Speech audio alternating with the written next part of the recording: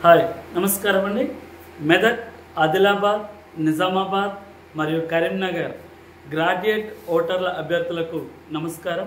నేను మీ పాదం సుధాకర్, రాష్ట్ర స్థాయి జాగ్రఫీ ఫ్యాకల్టీ మరియు తెలంగాణ, ఆంధ్రప్రదేశ్. ఇప్పుడు ఫిబ్రవరి 20న గ్రాడ్యుయేట్ ఎలక్షన్స్ డేట్ అనౌన్స్ చేశారు.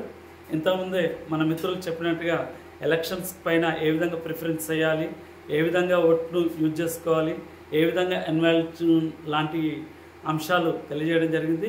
మరి మనం అభ్యర్థి చూసినట్లయితే మరి ముందుగా మన ఈ కరీంనగర్, ఆదిలాబాద్, నిజామాబాద్, మెదక్ అభ్యర్థుల ఎమ్మెల్సీ అభ్యర్థి ముఖ్యంగా ప్రసన్న హరికృష్ణ సార్కి 1వ నెంబర్ మొదటి ప్రాధాన్యత వేసి గెలిపించాలని కోరుతున్నాం. ఎందుకు అంటే మనం చూసినట్లయితే సార్ కూడా ఒక గ్రామీణ ప్రాంతం నుంచి వచ్చి ఒక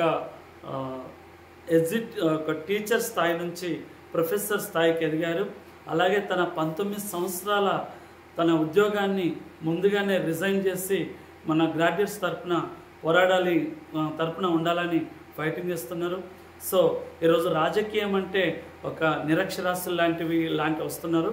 అలా కాకుండా ఒక విద్యావేత్త అయినటువంటి, అలాగే ఒక ప్రొఫెసర్ అయినటువంటి, అలాగే ఒక సామాజికవేత్త. ఎందుకంటే గ్రామీణ ప్రాంతాల్లో పేదరికం ఉన్నటువంటి అభ్యర్థులకు కూడా తన ఉద్యోగ జీతంలో 30% పేద విద్యార్థులకు కేటాయించి వాళ్ళకు ప్రిఫరెన్స్, వాళ్ళకు ఉద్యోగం వచ్చే వరకు వాళ్ళకు రూమ్ ఖర్చులు కూడా కేటాయించి వాళ్ళకు ఉద్యోగం సాధించే విధంగా అనేకంగా సాయం చేశారు. ఈరోజు చూస్తున్నాం చాలామంది గ్రామీణ ప్రాంత విద్యార్థులకు కూడా 1 రూపీకి ఆన్లైన్ ఎడ్యుకేషన్స్ ప్రొవైడ్ చేయడం, అలాగే లైబ్రరీలో బుక్స్ ప్రొవైడ్ చేయడం, అలాగే విన్నర్స్ పబ్లికేషన్ బుక్స్ ప్రొవైడ్ చేయడం ఇలాంటివి చూస్తున్నాం. దాంతోపాటు ఒక విద్యావేత్త రాజకీయ పరంగా వస్తే ఏ విధంగా మన రాష్ట్రం కానీ లేదా గ్రామీణ అభ్యర్థులకు కానీ విద్యార్థులకు కానీ అనేకంగా ప్రయోజనాలు సమకూరుతాయని అనుకుంటున్నాం.